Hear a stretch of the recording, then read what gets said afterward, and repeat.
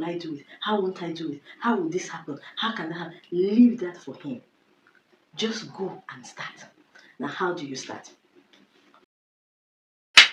Hello, friend, and welcome to Crystal Corner with Judy, where I share my personal thoughts based on biblical principles. On today's episode, we'll continue our conversation on the Small but Mighty Faith series, and today we are looking at Just Ask.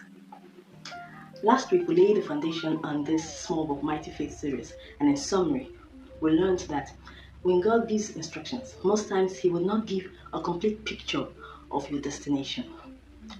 And the only way for you to activate your faith, even as small as it is, to bring big results is for you to act on obedience to His instructions. Please do well to check last week's post so you can catch up with the conversation. Okay, so today we are looking at Just Ask, and our Bible reference is taken from the book of Matthew chapter 7 from verse 7 to 8. And the Bible reference is a very popular one, and from the Bible reference we are told that we should ask and it shall be given unto us. We should seek and we shall find. We should knock and the door shall be opened unto us. For he who asks shall receive. For he who seeks shall find. And he who knocks, the door shall be opened unto him. This was Jesus Christ telling us to act on A.S.K.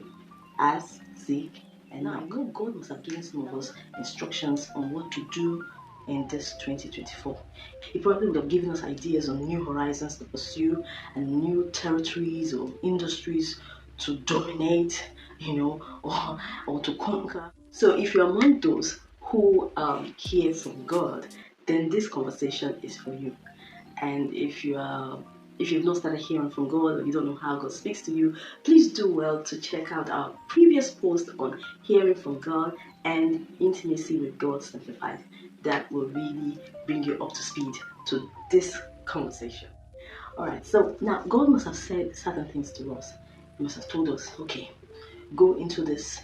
Let's bring it down to business. Okay, He might have asked you to start up a business that you don't even have an idea about, or it could be a business that you're probably working for someone in that same kind of business, but God is telling you to start your own business. So either way, whether it is a complete new business idea or something you're familiar with, if the Lord has said, go into it, start this. From what we learned last week, we will do ourselves a huge service if we act on His words, on His instructions. Obedience is the key to activating our small faith. It is not time to ask Him, Father, how come? How will I do it? How won't I do it? How will this happen? How can that happen? Leave that for Him. Just go and start. Now, how do you start? What you should be doing is to go out and do your research and come back with your numbers. Go out and do your research and come back to Him with the feedback. Father, you asked me to do this. This is what I have come with. These are the things I'll be needing. These are the connections I'll be needing. These are the people I'll be needing. This is how much I'll be needing. Tell Him. Do the asking. This is just in line with what Jesus Christ talked about in Luke 14. And He said, who is that man who will start the project of building a house and will not count his cost before he starts that project? So that it will not be that after laying his foundation, he realizes that he has run out of resources, he has run out of materials, and then people will start laughing at him. Look at you, you started this thing, you can't complete it.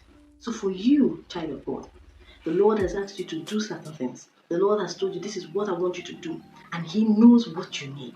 But for you to show commitment, for you to show that you believe in Him, you need to take that step of faith.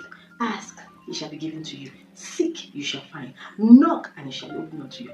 Perhaps God will drop ideas on who to contact.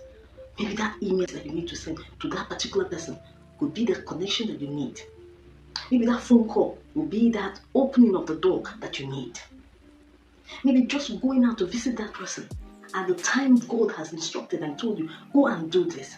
You see, that's why it is very important as a Christian, especially in this journey of 2024. We've had a lot of people postulating based on numbers, based on statistics of last year. People are coming out to say this year is going to be worse. This year we're going to be hit harder than we were hit last year. With all these negativities, will you now risk it as a child of God not to be in a place where you hear from God, where you communicate with God, where you are still to hear His voice? You cannot afford to live 2024 like it's just an ordinary year. If you want to do great exploits for this year, if you want to pursue new horizons, if you want to possess new territories, if you want to do something great that will bring impact not only in your life, but in the lives of those around you and even beyond, you need to find yourself in the place where you can hear from God, where you can perceive what He's telling you to do and take action. Alright, it is my earnest desire that these words find expressions in your heart. Keep serving God intentionally, and I'll see you at the other side of victory. Dalo.